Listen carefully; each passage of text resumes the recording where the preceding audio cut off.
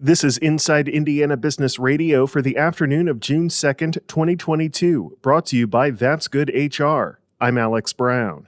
Germany-based Evonik says it will expand its pharmaceutical production facility in Lafayette and create 80 jobs. The company, which produces the active ingredients for medications, says the total investment is $220 million, with the U.S. government funding up to $150 million through its Biomedical Advanced Research and Development Authority. Nearly 24 internet service providers in Indiana are teaming up to create a statewide fiber network. The consortium, known as HoosierNet, aims to invest millions of dollars to boost broadband infrastructure, internet access, and reliability. CEO Rob Shima. The ISPs, they want to be able to control that connection and make sure that that connection is a strong one and a good one, and that the overall middle mile company is investing in equipment and new technologies. And if we can get HoosierNet to a point where it's self-sustaining, where it can operate on its own, that's success. He says HoosierNet could serve about 90% of the state when operational.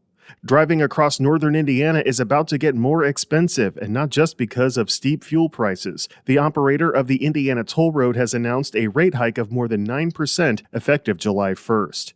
Inside Indiana Business Radio On Demand is brought to you by That's Good HR. With one call to That's Good HR, your hiring challenge is solved. It's that simple. That's Good HR is the secret ingredient to strategic staffing. Have an HR, accounting, administrative, or customer service position to fill? Trust That's Good HR to make a match that's good for everyone, whether temp to hire, or a direct hire placement. For 22 years, That's Good HR has been handpicking employees and employers through a highly personal and authentic approach that delivers long-term results. Visit that'sgoodhr.com. Remember, the match matters. IBJ Media delivers business news covering central Indiana and the entire state. The Indianapolis Business Journal and Inside Indiana Business are now part of the same family. Look to the IBJ for in-depth coverage of central Indiana's business community, and tap into Inside Indiana Business for stories that extend throughout Indiana. 2 resources, unlimited business insights that help you stay informed and get ahead. Learn more at ibj.com and insideindianabusiness.com. Martin University in Indianapolis is the victim of a recent ransomware attack. Inside Indiana Business reporter Wes Mills has the story. The university says it learned of suspicious activity in January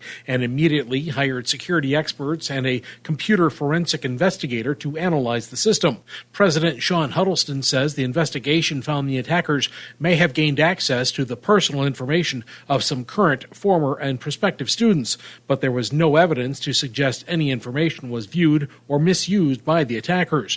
Despite the breach, the university says courses and instruction were not disrupted and students have been able to continue to attend classes virtually.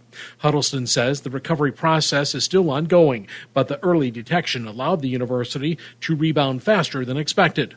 The university says it's working to contact those affected and offer credit monitoring and identify remediation services.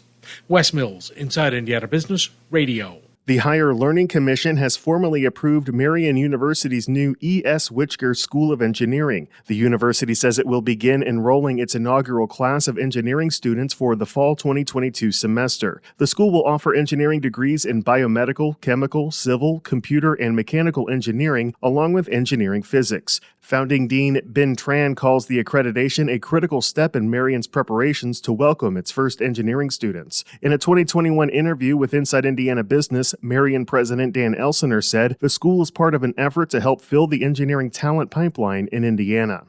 Columbus-based Cummins Chief Executive Officer Tom Linebarger says Indiana is fighting above its weight when it comes to attracting investment and jobs to the state. Linebarger spoke with Inside Indiana Business at last week's inaugural Global Economic Summit. The governor continually reaches out and says, hey, can you help me bring more companies in?